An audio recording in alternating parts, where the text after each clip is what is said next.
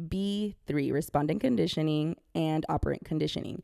You guys, this is really important because if you think about the way our behaviors are conditioned and trained, with respondent, we're going to focus on those reflexive behaviors. And with operant, we know they're conditioned and trained through consequences, positive and negative punishment, positive and negative reinforcement. Let's talk about respondent conditioning with Pavlov.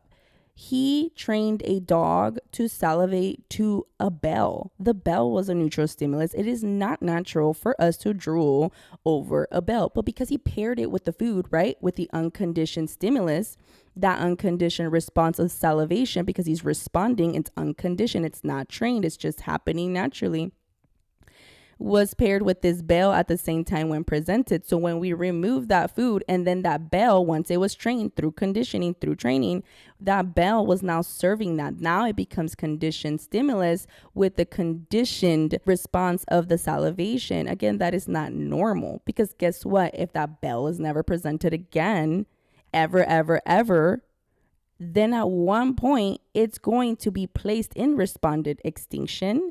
And then that behavior is not going to happen because that reinforcement wasn't given, which was the food from the beginning. So then think about that. Okay, our reflexive behaviors can definitely be conditioned in these like odd ways that we had no idea about.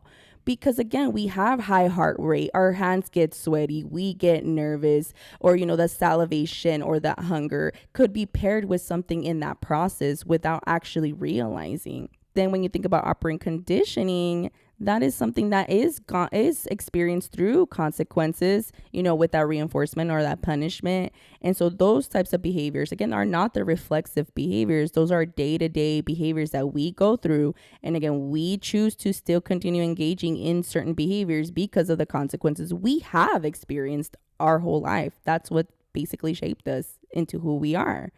I hope that helps, guys.